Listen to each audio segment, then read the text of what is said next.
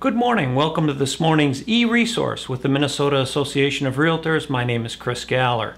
This morning we're going to talk about a little different issue than we've talked about in the past. Generally, we've tried to cover issues like laws and rules and regulations that affect your business day to day. There's something else that affects your business, and that's professionalism. And professionalism today has to do with how each of you is treating each other in the marketplace. Now you may say, what? Well, let's think about the golden rule. When you have a listing in the marketplace and you have a seller and somebody sets up a showing appointment, your seller and you expect those folks to show up, to look through the property. The sellers go through a lot of effort to make sure that the property is clean, smelling good, and all spiffy. After they've gone through that work, to never have anybody go through the property is a very disappointing and unprofessional practice.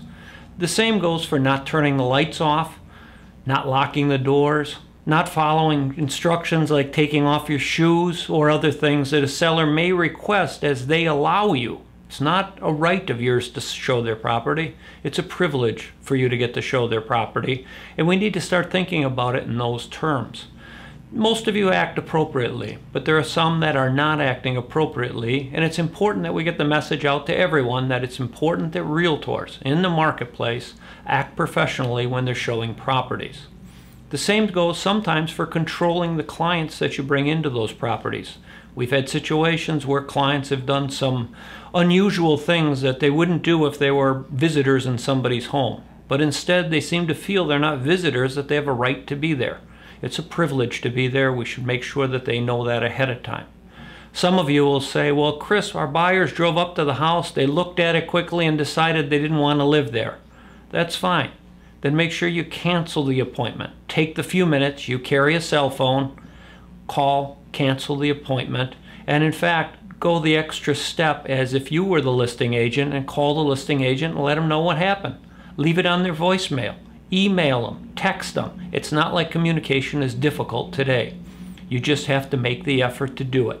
That's the professional thing to do, because you and the listing agent are working together to try and help your clients put together a transaction. The same goes for giving response to a listing agent if you've shown a property.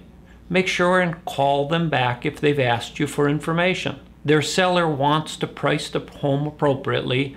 They want to correct any errors. Maybe there's a funny odor that they don't notice. Maybe there's too much furniture in the property and living there day to day they don't notice. Those are important comments you can give to them to help A, make the housing stock better that's for sale in the marketplace, and B, whatever goes around comes around. And you help an agent one time, somebody will help you in the future. That's professionalism. That's where we all are looking out for each other in order to move the industry forward. Second, if you're a listing agent and a buyer's ask for information, give them information promptly so that their clients can make decisions. Don't hold back, don't wait, don't say, oh, well, I couldn't get around to it. Act professionally. Do it now. I understand the marketplace is difficult, but in a difficult marketplace, we have to go above and beyond in order to satisfy our clients. This is a different kind of an e-resource this week, but it's important for us to think ahead and make sure that we're following the P's and Q's and that we're obeying the golden rule. Thank you again for tuning in. We'll look forward to talking to you next week.